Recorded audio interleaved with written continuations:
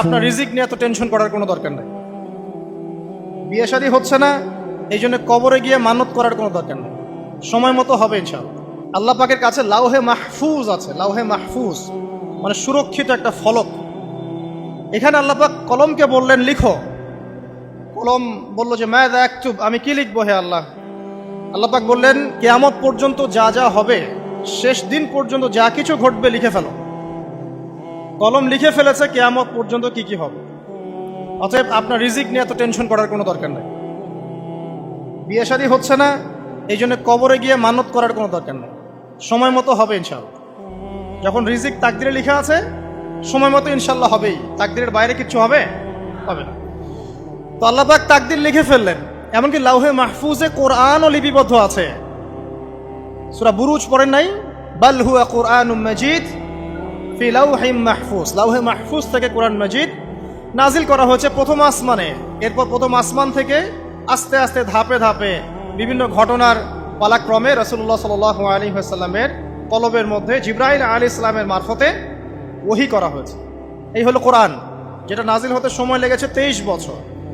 তো লাউহে মাহফুজ আল্লাহ রাব্বুল আলামিন সব লিখে ফেললেন। এভাবে 6 দিন, আল্লাহ পাকের হিসেবে 6 দিন কত লম্বা আল্লাহ ভালো জানেন। 6 দিনে আল্লাহ রাব্বুল আলামিন এরপর সৃষ্টি করলেন পুরো মহাবিশ্ব। পুরো মহাবিশ্ব বলতে আমি শুধু পৃথিবীর সৌরজগৎ বোঝাচ্ছি না। এই মঙ্গল, বুধ, শনি, বৃহস্পতি এইটুক না, এরকম হাজার হাজার সৌরজগৎ মিলে একটা গ্যালাক্সি হয়। আর হাজারটা গ্যালাক্সি মিলে গিয়ে একটা আসমান হচ্ছে, মহাকাশের একটা ছায়াপথ আসমান হচ্ছে। তো এরকম 7টা আসমান বা 7টা মহাবিশ্ব আল্লাহ পাক সৃষ্টি করলেন মাত্র 6 দিনে। কয় দিনে? ফি সিত্তাতি আইয়াম, 6 দিন আল্লাহ পাক সৃষ্টি করলেন। এরপর আল্লাহ রাব্বুল আলামিন প্রত্যেক মহাকাশে তার যার যার কাজ সেটা দিলেন। যেখানে যেখানে মাখলুক সৃষ্টি করা আল্লাহ পাক করলেন। আল্লাহ রাব্বুল আলামিন মালায়েকা সৃষ্টি করলেন নূর দিয়ে। কি দিয়ে? আলো দিয়ে। আলোর মধ্য দিয়ে আল্লাহ রাব্বুল আলামিন ফেরেশতা সৃষ্টি করলেন।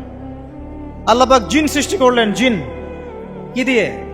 আগুন দিয়ে। একদম যেটা উত্তপ্ত আগুন, লাল আগুন, সেই আগুন দিয়ে আল্লাহ পাক জিন জাতিকে সৃষ্টি করলেন। সৃষ্টি করার পর আল্লাহ রাব্বুল আলামিন জিন জাতিকে পৃথিবীতে পাঠিয়েছেন। কোথায়?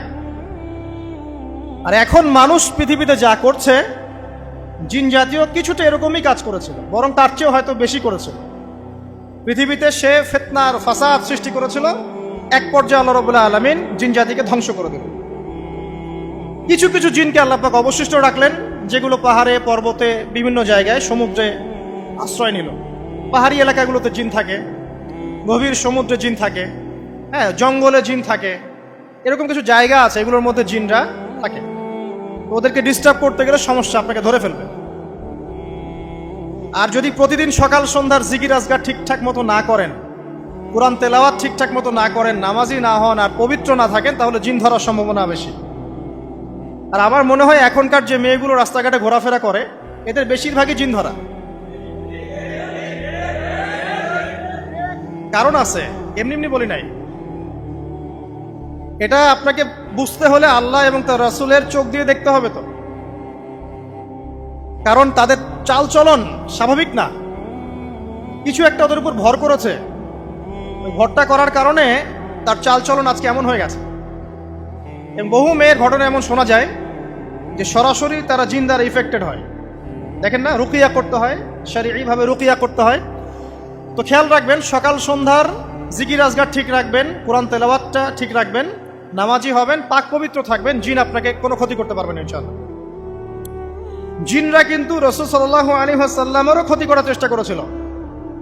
আল্লাহ রাসূল সাল্লাল্লাহু আলাইহি ওয়াসাল্লাম ওটাকে ধরেছিলেন, ধরে মসজিদের খুঁটির সাথে বেঁধে রেখেছে। নামাজের মধ্যে জিন আমাদের নবীকে ডিস্টার্ব করেছিল, আল্লাহ রাসূল ওই জিনকে ধরেছেন, ধরে খুঁটির সাথে বেঁধে রেখেছেন। তারপরে তার মনে পড়লো সুলাইমান আলাইহিস সালামের কথা। সুলাইমান আলাইহিস সালাম বলেছিল আল্লাহকে, আল্লাহ আমাকে যে ক্ষমতা তুমি দিয়েছো, আমার পরে কাউকেই ক্ষমতা আর দিও না। আর সুলাইমান আলাইহিস সালামকে আল্লাহ পাক জিন জাতিকে অনুগত করে দিয়েছিলেন। সুলাইমান আলাইহিস সালামের নির্দেশে জিন জাতি বিভিন্ন কাজ করত, এমনকি সমুদ্রের মধ্যে ডুবুরির কাজও করত। সমুদ্রের ভিতর থেকে রত্ন বের করে নিয়ে আসতো। এগুলো কিন্তু অলিক রূপকথা নয়, সত্য ঘটনা। তখন নবী সাল্লাল্লাহু আলাইহি ওয়াসাল্লাম বললেন যে আমার ভাই সুলাইমানের কথা আমার মনে পড়ে গেল, তাই আমি জিনটাকে ছেড়ে দিলাম।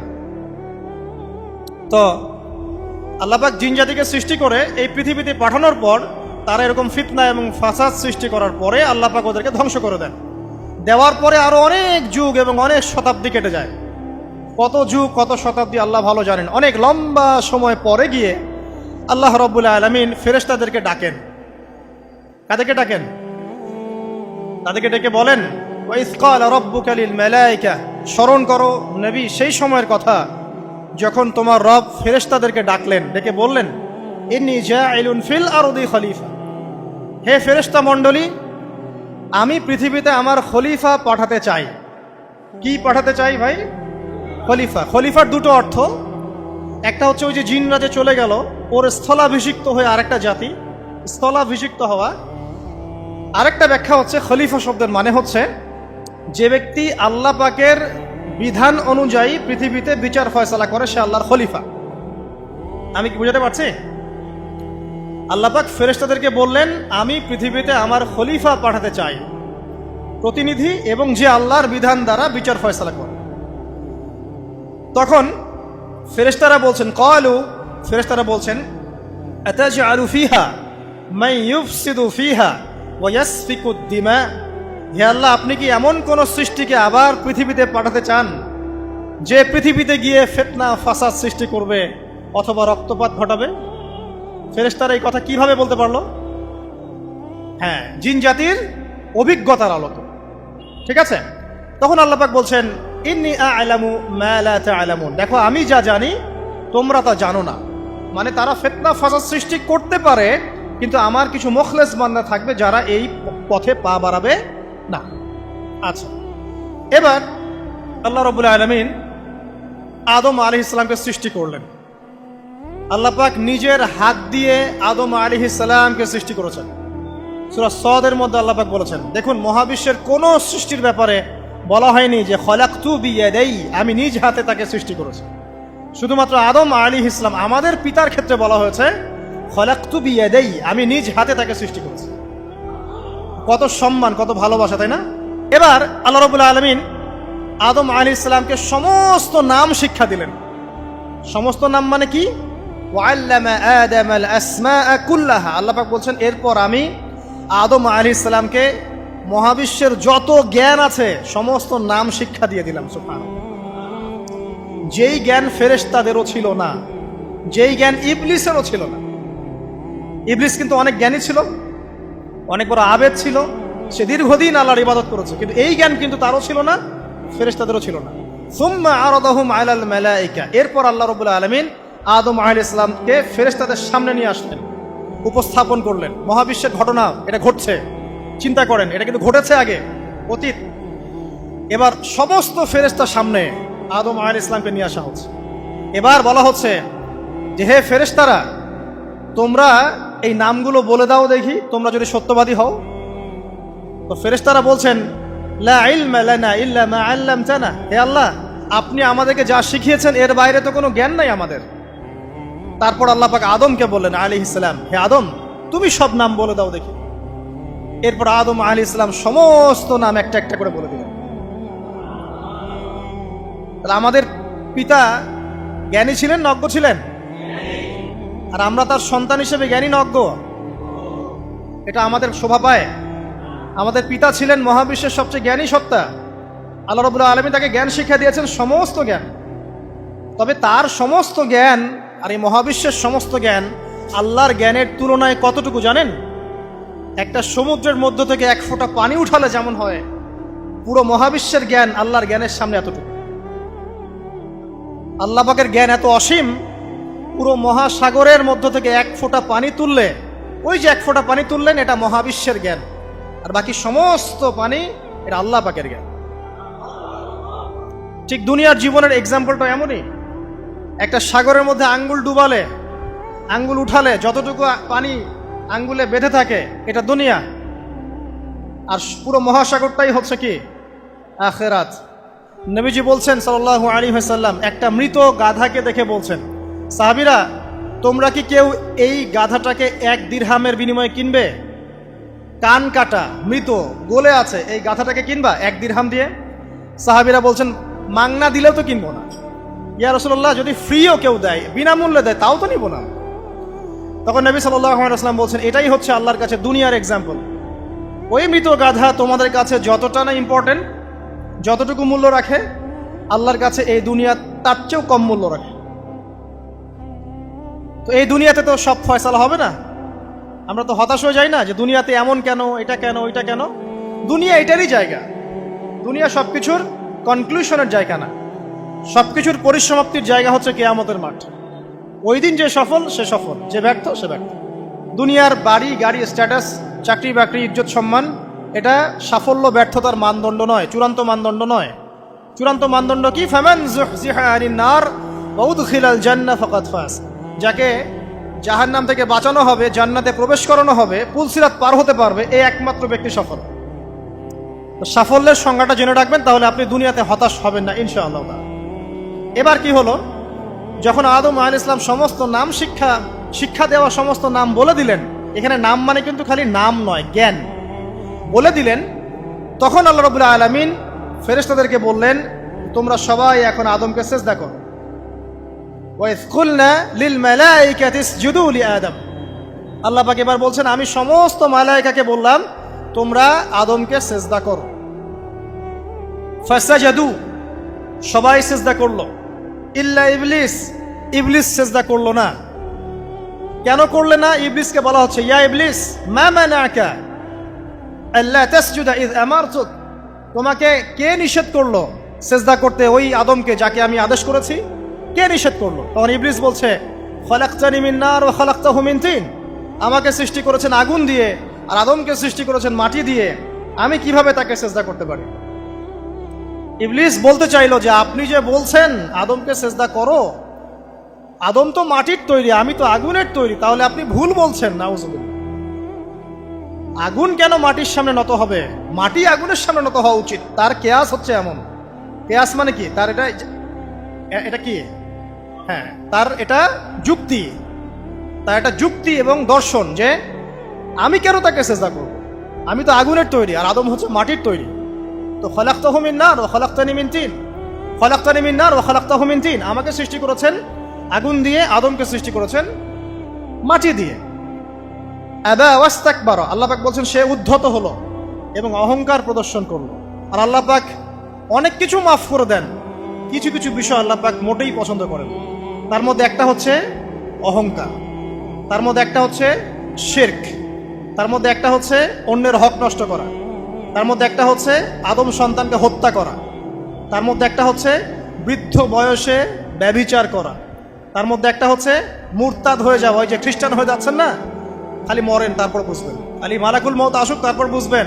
আল্লাহ রাব্বুল আলামিন বলছেন তার রাসূলের মাধ্যমে, কেউ যদি সাক্ষ্য দেয় আল্লাহ ছাড়া কোনো মাবুদ নাই, মুহাম্মদ সাল্লাল্লাহু আলাইহি ওয়াসাল্লাম শেষ নবী, ঈসা ইবনে মারইয়াম আল্লাহর প্রেরিত নবী, আল্লাহর পুত্র নন, জান্নাত সত্য এবং জাহান্নাম সত্য, এই পাঁচটা বিষয় যদি কেউ সাক্ষ্য দেয়, ইনশাআল্লাহ সে জান্নাতে যাবে, তার আমল যেমনই হোক না কেন। টাকার বিনিময়ে, চাকরির বিনিময়ে, সমাজসেবার নামে আর চিকিৎসার নামে ঈমান বিক্রি করে ফেললেন। সুবহানাল্লাহ, সুবহানাল্লাহ। তোমাদের এই পৃথিবীতে বেঁচে থাকার চাইতে মাটির তলে চলে যাওয়া ভালো। আবর্জনার কোনো প্রয়োজন নাই আল্লাহর এই জমিনে। এই মুসলিম উম্মার আবর্জনার কোনো প্রয়োজন নাই। এই মুসলিম উম্মার ইমানদার সাহসী তরুণ প্রজন্মের দরকার। আল্লাহ পাক কবুল করুন, আমিন। এরপরে কি হলো? ইবলিস সিজদা করলো না, আবা ওয়াস্তাকবার, সে উদ্ধত হলো এবং অহংকার প্রদর্শন করলো। এবার আল্লাহ পাক জিজ্ঞাসা করলেন, কেন করলে না? কেন করলে না? সে বলল যে আগুন দিয়ে সৃষ্টি করেছেন আমাকে, তাকে সৃষ্টি করেছেন আপনি মাটি দিয়ে, সো আপনি ভুল, আমি সঠিক, আমি কেন তাকে সিজদা করব? আল্লাহ পাক তখন আর তার প্রতি রহম করলেন না। আল্লাহ পাক তখন তাকে বলছেন ফখরুজ মিনহা, এখান থেকে বেরো। আল্লাহ পাক যেমন গফুর রহিম আরহামুর রহিমিন, ঠিক তেমনি আল্লাহ পাক শাদীদুল ইকাব, কঠিন শাস্তি দাতাও বটে। আল্লাহ পাক শুধু কি দয়াই করবেন, শাস্তি দিবেন না? দিবেন। ফখরুজ, অপদস্থ হয়ে, লাঞ্ছিত হয়ে এখান থেকে বের হয়ে যাও। এখানে অহংকার করার অধিকার তোমাকে দেওয়া হয় না, এখান থেকে বের হয়ে যাও। এবার ইবলিস বের হয়ে যাচ্ছে। বের হয়ে যাওয়ার সময় ইবলিস বলছে রব্বি। কি বলছে? রব্বি। দেখেন, ইবলিস আল্লাহকে বলছে রব্বি, মানে ইবলিস আস্তিক। ইবলিস কি? আস্তিক। ইবলিস আল্লাহ বিশ্বাস করে। ইবলিস বলছে রব্বি, হে আমার রব, আনজিরনি ইলা ইয়াউমি ইউবআসুন, আমাকে কিয়ামত দিবস পর্যন্ত অবকাশ দেন। আমাকে তো বের করে দিচ্ছেন, ঠিক আছে, আমাকে কিয়ামত দিবস পর্যন্ত অবকাশ দেন। শব্দ চয়ন হচ্ছে রব্বি, হে আমার রব, মানে ইবলিস কিন্তু নাস্তিক না। তাহলে এখন যারা এই যে এথিজমে বিশ্বাস করছেন, আসলে এরা কেউ নাস্তিক না, এরা ইসলাম বিদ্বেষী। কখনো দেখবেন না তাদেরকে অন্য ধর্মের কোনো বিষয় নিয়ে কটু মন্তব্য করছে, প্রশ্ন উত্থাপন করছে, এমনটা খুব কমই দেখবেন। এদের যত মাথা ব্যথা ইসলাম নিয়ে। এখানে দেখেন ইবলিসের কথা বলছি, ইবলিস কিন্তু আস্তিক। ইবলিস কি বলছে? রব্বি আনজিরনি ইলা ইয়াউমি ইউবআসুন, হে আমার রব। ইবলিস জানে যে আল্লাহ তার রব। ওই যে সূরা হাশরের শেষের দিকে পড়ে দেখবেন ইবলিস বলে উকফুর, তোমরা কুফরি করো। তারপরে মানুষ যখন কুফরি করে সে বলে আমি ইন্নী আখাফুল্লাহ রাব্বাল আলামিন, আমি আল্লাহকে ভয় করি যে জগৎ সমূহের প্রতিপালক। শয়তানকে মানুষ গিয়ে জিজ্ঞাসা করবে, জাহান্নামীরা, তুমি আমাদেরকে পথভ্রষ্ট করেছিল। শয়তান বলবে আমি কিচ্ছু করি নাই, আমি তোমাদেরকে কোনো কাজে ফোর্স করি নাই, আমি শুধু তোমাদেরকে ওয়াসওয়াসা দিয়েছি, তোমরা নিজেরাই কাজ করছো। ফালা তালুমুনি ওয়ালুমু আনফুসাকুম, সূরা ইব্রাহিম পড়ে দেখেন।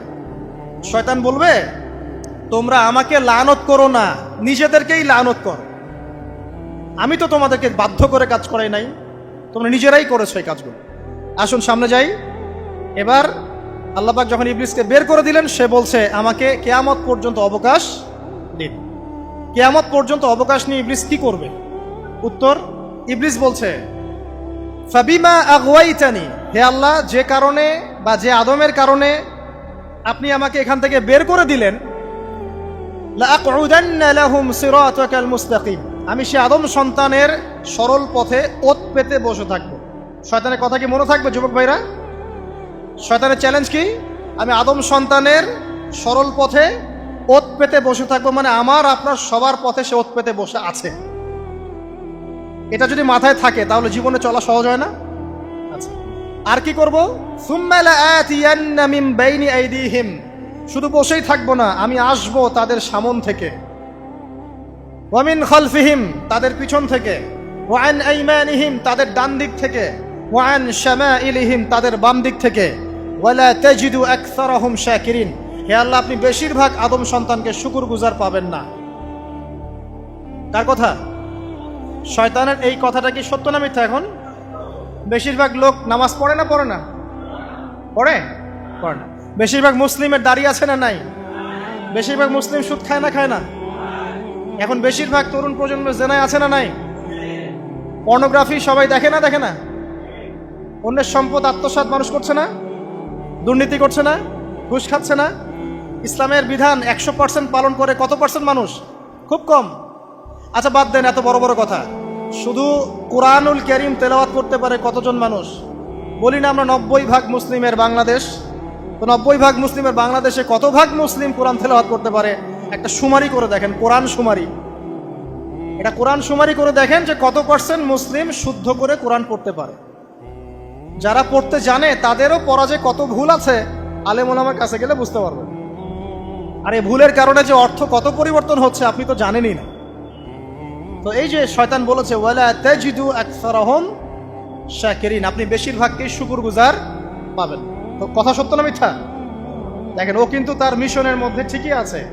কথা যে সত্য তার প্রমাণ সহিহ বুখারীর একটা হাদিস, যেটা 4 বার এসেছে বুখারীর মধ্যে, যে আদম আলাইহিস সালামকে ডাকা হবে কিয়ামতের মাঠে, ডেকে বলা হবে তোমার সন্তানদের মধ্য থেকে জাহান্নামীদেরকে আলাদা করে দাও। আদম আলাইহিস সালাম বলবেন কতজনকে আলাদা করে দিব? আল্লাহ পাক বলবেন প্রতি 1099 জনকে জাহান্নামের জন্য আলাদা করে দাও। শয়তানের কথা ঠিক না বেঠিক? এবার আল্লাহ রাব্বুল আলামিন তাকে বের করে দিলেন। ইবলিস এবার বের হয়ে গেল, চ্যালেঞ্জও করলো। এবার আল্লাহ পাক আদম আলাইহিস সালামকে ডেকে বলছে ইয়া আদম, এবার আদম আলাইহিস সালামের এই যে পাজর মানে বুকের পাজর, এখান থেকে তার সঙ্গিনীকে সৃষ্টি করা হলো। কারণ আদম আলাইহিস সালাম একাকী ছিলেন, একা কি থাকা যায়? একা থাকতে কষ্ট হয় না? একজন জীবন সঙ্গী লাগে না? তো আদম আলাইহিস সালামের এই বাম পাজরের হাড় থেকে হাওয়া আলাইহিস সালামকে সৃষ্টি করা হলো। সৃষ্টি করার পর আরো একটা ঘটনা আছে যে আল্লাহ রাব্বুল আলামিন আদম আলাইহিস সালামের পিঠের যে অংশটুকু আছে, এই অংশটুকু থেকে আগামীতে যত আদম সন্তান আসবে সবাইকে ছোট ছোট পিঁপড়ার আকৃতিতে সামনে নিয়ে দেখালেন। সুবহানাল্লাহ। যত আদম সন্তান আসবে আল্লাহ পাক সবাইকে আদমের সামনে দেখালেন এবং বললেন, এই যে শুভ্র অংশ যারা, মানে সাদা অংশ যারা, তারা তোমার সন্তানদের মধ্য থেকে সবাই জান্নাতি। আর তোমার এই যে বাম পাশে যেগুলো কালো কালো ছোট ছোট আকৃতি দেখছো, এগুলো সব তোমার সন্তানদের মধ্য থেকে জাহান্নামী। আমরা দোয়া করি আমরা তাদের অন্তর্ভুক্ত না হই। এবার আল্লাহ পাক সবাইকে বললেন, সূরা আরাফের মধ্যে আসছে 182 নম্বর আয়াতে মনে হয়, আল্লাহ পাক বলেন, আলাস্তু বিরব্বিকুম, হে আদমের সন্তানরা, আমি কি তোমার রব নই? আমি কি তোমাদের রব নই? আলাস্তু বিরব্বিকুম, আমি কি তোমাদের রব নই? আলাস্তু বিরব্বিকুম, আমি কি তোমাদের রব নই? আমরা সবাই তখন বলেছিলাম, বালা ইয়া রব্বি, অবশ্যই আপনি আমাদের রব। আমরা এখন ভুলে গেছি না? আমরা সবাই এই সাক্ষী দিয়ে আসছি রুহের জগতে। আর রুহের জগৎ বলে একটা জগৎ আছে, অনেক জগৎ আছে। রুহের জগৎ একটা, দুনিয়ার জগৎ একটা, জিন জাতির জগৎ আলাদা, বারজাখ পরকালে যে কবরে রাখার পরে বারজাখের জগৎ একটা, আর দারুল করার যেটা হবে একদম জান্নাত জাহান্নাম, ওটা আরেকটা জগৎ।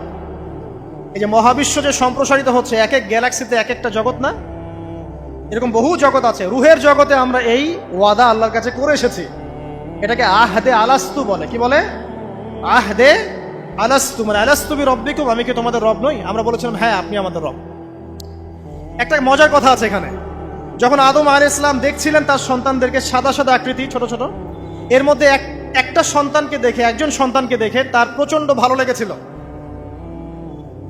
এবং তিনি অত্যন্ত সুদর্শন ছিলেন। তাকে দেখে তার প্রচন্ড রকম ভালো লেগেছিল। আল্লাহ পাককে তিনি জিজ্ঞাসা করলেন, হে আল্লাহ, আমার সন্তানদের মধ্যে কে, এই সুন্দর সন্তান কে? আল্লাহ পাক বললেন, সে হচ্ছে তোমার সন্তান দাউদ। কি নাম? দাউদ আলাইহিস সালাম। আর আপনাকে বলে রাখি, আদম আলাইহিস সালামের ব্যাপারে যেমন আল্লাহ পাক বলেছেন আদম আমার খলিফা, ঠিক দাউদ আলাইহিস সালাম সম্পর্কেও আল্লাহ পাক বলেছেন দাউদ আমার খলিফা। বুঝতে পারলেন? কোথায় আছে? সূরা সদ পড়ে দেখেন। ঠিক আদম আলাইহিস সালাম সম্পর্কে আল্লাহ পাক বলেছেন না যে আমি পৃথিবীতে খলিফা পাঠাচ্ছি, ঠিক দাউদ আলাইহিস সালাম সম্পর্কেও আল্লাহ পাক বলেছেন দাউদ আমার খলিফা। ইয়া দাউদ ইন্না জাআলনাকা খলিফাতান ফিল আরদ ফাহকুম বাইনান নাসি বিল হক ওয়া লা তাত্তাবিল হাওয়া। আয়াতটা পড়ে দেখবেন, ওইদিকে আমি পরে আসছি। তো ওই সন্তানকে দেখে তার এত ভালো লাগলো, আল্লাহর কাছে তিনি জিজ্ঞাসা করছেন, হে আল্লাহ, আমার এই সন্তানের হায়াত কত? আল্লাহ পাক বলছেন, তোমার এই সন্তানের হায়াত হচ্ছে 60 বছর। কত বছর? 60 বছর। আর আমাদের উম্মতে মুহাম্মাদের কিন্তু গড় আয়ু এরকম 60-65, এর বেশি না গড় আয়ু। তখন আদম আলাইহিস সালাম বলেন, আল্লাহ, আমার হায়াত থেকে তাকে 40 বছর দিয়ে দাও। আমার হায়াত থেকে তাকে 40 বছর দিয়ে দাও। আল্লাহ পাক তাকে 40 বছর দিয়ে দিলেন। তাই আদম আলাইহিস সালামের 1000 বছর হায়াত হয়ে গেল 960 বছর, আর দাউদ আলাইহিস সালামের 40 বছর হায়াত হয়ে গেল 100 বছর। এখন আসেন এই জায়গায় যে আদম আলাইহিস সালাম এবং দাউদ আলাইহিস সালাম দুইজনকে আল্লাহ পাক কি বলেছেন? খলিফা। খলিফা কে? খলিফা কাকে বলে? এটা একটু শুনে নি ছোট্ট করে। সূরা সদ পড়বেন 24 কি 26 নম্বর আয়াত। আল্লাহ পাক বলছেন, ইয়া দাউদ, হে দাউদ, খলিফার কাজ কি এটা শোনেন। হে দাউদ, ইন্না জাআলনাকা খলিফাতান ফিল আরদ, নিশ্চয়ই আমি আল্লাহ তোমাকে পৃথিবীতে খলিফা করেছি। কি করেছি? খলিফা করেছি। তোমার কাজ কি? ফাহকুম বাইনান নাসি বিল হক, মানুষের মাঝে আল্লাহর বিধান দ্বারা হকের মানদণ্ডে বিচার ফয়সালা করবে। তাহলে আল্লাহর খলিফার দায়িত্ব কি? আল্লাহর বিধান দ্বারা বিচার ফয়সালা করা। ওয়ালা তাত্তাবিউল হাওয়া, তুমি নিজের প্রবৃত্তির অনুসরণ করবে না। ফায়ুদিল্লাকা আন সাবিলিল্লাহ, তাহলে তোমাকে এটা সরল পথ থেকে বিচ্যুত করে দেবে। ইন্নাল্লাযীনা ইউদিল্লুনা আন সাবিলিল্লাহ, নিশ্চয় যারা আল্লাহর পথ থেকে বিচ্যুত হয়ে যায়, লাহুম আযাবুন শাদীদ, তাদের জন্য কঠিন শাস্তি আছে। বিমা নাসু ইয়াউমাল হিসাব, এই কারণে যে তারা হিসাবের দিনটা ভুলে গেছে। এই আয়াত থেকে খলিফার ফাংশন বুঝতে পারলেন? খলিফার ফাংশন কি? আপনি যা ইচ্ছা তাই ফয়সালা করবেন, নিজের মন গড়া যা ইচ্ছা রচনা করবেন। ফাহকুম বাইনান নাসি বিল হক, মানুষের মধ্যে হকের মানদণ্ডে বিচার ফয়সালা করো। হকটা কি জিনিস? আমার দর্শন হক, আমার ফিলোসফি হক, আমার যুক্তি, আমার বিজ্ঞান, এগুলোই হকের মানদণ্ড। হকের মানদণ্ড কি? কোথায় উত্তর আছে? কোরআনেই উত্তর আছে। কোন সূরা? সূরা কাহফ। কত নম্বর আয়াত? আয়াত নম্বর 29। আল্লাহ পাক বলছেন, ওয়াকুলিল হাক্কু মির রাব্বিকুম, হক সেটাই যা তোমার রবের পক্ষ থেকে নাজিল। কথা কি ক্লিয়ার? হক কি জিনিস? যা তোমার রবের পক্ষ থেকে নাজিল হয়। ফামান শাআ ফালইউমিন, যার ইচ্ছা হয় সে স্বীকার করুক, ওয়ামান শাআ ফালইয়াকফুর, যার ইচ্ছা হয় সে অস্বীকার করুক। ইন্না আ'তাদনা লিযালিমিনা নারান, অস্বীকারী জালেমদের জন্য আমি আগুন প্রস্তুত করে রেখেছি। তো এখানে আপনি হকের সংজ্ঞা পেলেন এবং হকের মানদণ্ডে বিচার ফয়সালা করলে পরে খলিফা হয়। যদি আল্লাহ পাকের হকের মানদণ্ডে কেউ ফয়সালা না করে সে আল্লাহর খলিফা নয়, সে শয়তানের খলিফা।